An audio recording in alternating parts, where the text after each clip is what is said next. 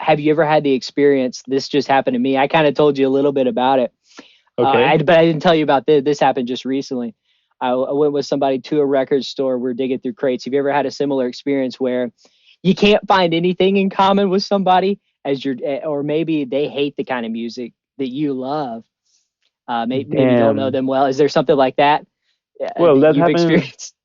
happens to me with my girlfriend a lot, but Okay, very not different in your music taste.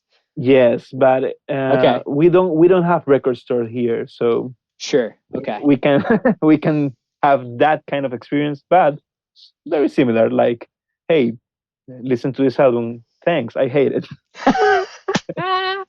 What album was it? What song? What band? I mean, What does every that? time I put King Gizzard, she rolls her Oh, eyes. But she's a Taylor Swift kind of girl, so it's sure. it's perfectly understandable. She's telling you there'll never be another one like her, like me, and you're like evil death roll. That's you. Hey, No, no. but it works, right?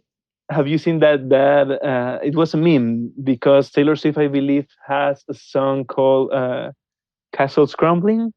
What? Yes, entonces it's like for the girls and for the boys, castles crumbling and crumbling castle. Castle. If I type that in, let's see if Castle's Crumbling Taylor's version, song by Yeah, Taylor yeah, Swift that's one. from the The- vault. It just Speak Now. It's on Speak Now. Yeah. But it was so funny because someone had taken a picture of the King Gizzard vinyl and the Taylor vinyl side by Yeah. side, and for the boys and for the girls. It's great, dude. That Yeah. literally happened to me. I did tell you about it. She was this girl I was talking to was into some weird music. I was like, let's show her King Gizzard. It's weird music. She was into weird music. Mhm. Of course, I gave her Omnium Gatherum. I was thinking, I'm thinking in my head Oof. Magenta Mountain. I'm thinking Yes, Sadie Sorceress, fun stuff. And of course, she plays from the top, the the dripping dripping. tap. And what am I supposed to do? Then I have to defend, 16 minutes worth of jam. I mean, it could have been worse. It could have been Gaia or Predator X, Predator. but but man, I mean, choosing the 18-minute song is not doing you any favors. What's it meant to be? Hey, I had to figure out if she was the right one or not. Yeah, I yeah, of wish course. cut straight to the chase. I No. mean, she was the girl that said something like, "I went to the When We Were Young festival and I listened to every single album, every single band put from that Yeah. festival." Yep. Man, what the? I Some mean, things we'll never know. We'll never I mean, understand. she listened to 500 plus albums. Right. What the? And then hates Omnium Gatherum, one of the most diverse, genre Yes. complex, mind bending albums with amazing lyrics, in depth, just an experience. I feel like the best music, my favorite music, it'll stick with you. And if it's not sticking with you now, give it some time. If you don't like something now, you come back to it later. You call it boomer music now, you come back to it later. Rick Rubin had a good quote on Exactly. that. I don't remember what he said, but he said there's something very similar. Just it's an experience outside of you, and it'll stick with you. That's Yeah, why we love it. I've always give things that I don't like at first listen more chances because some of my favorite bands are bands that I didn't like when I first listened to them, like Tool or Nine Inch Oh man. Nails. Uh, the first time I listened to Nine Inch Nails, I was like, "What the is this? Where are the drums, man? This is Yeah. like an electronic music." It was like 14 or 13, I don't know, but Right. now I love Nine Inch Nails, man, and it's like a pattern with artists that became my favorite. At first I was like, maybe this is not for me, Mhm. but I persevered. Stuck through it. I There is conquest. it is sort of a perseverance. It's sort of I don't want to sound like old man yelling at the cloud, but I do think there's something to sitting down and listening to something, Yes. eyes closed or headphones on, covering your Hmm. ears, surrounding yourself with the music, as opposed to the way you interact with a screen. I just don't know if we're designed to experience everything through a screen. I know we're not. It just doesn't.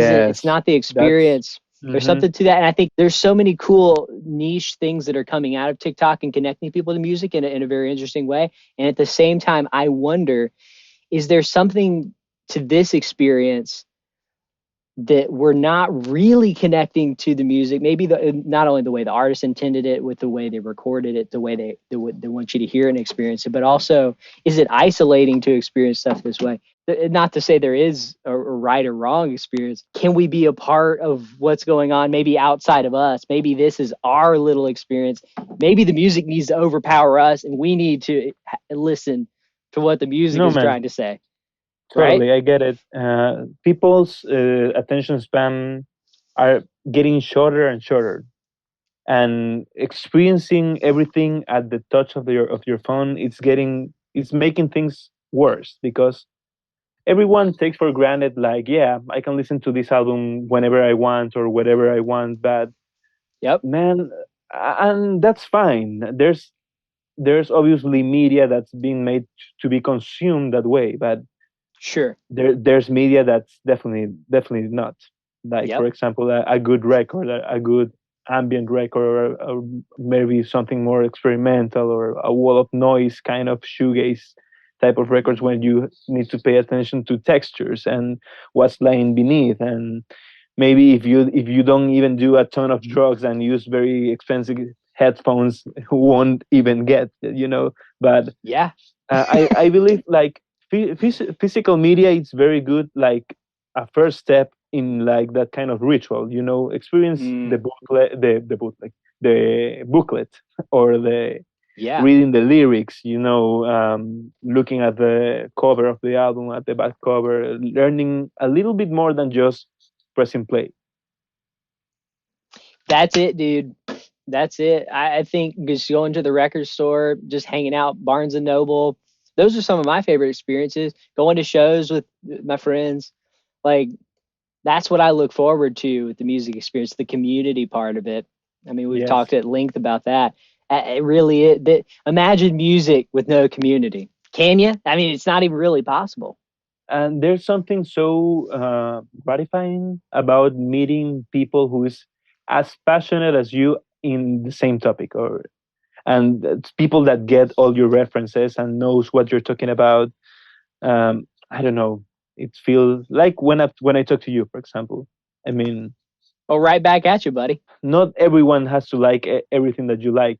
It's meant to be this way. But when you find someone you can enjoy something with, and who enjoys it as much as you do, it's so Hmm. gratifying. It's like everything has sense now.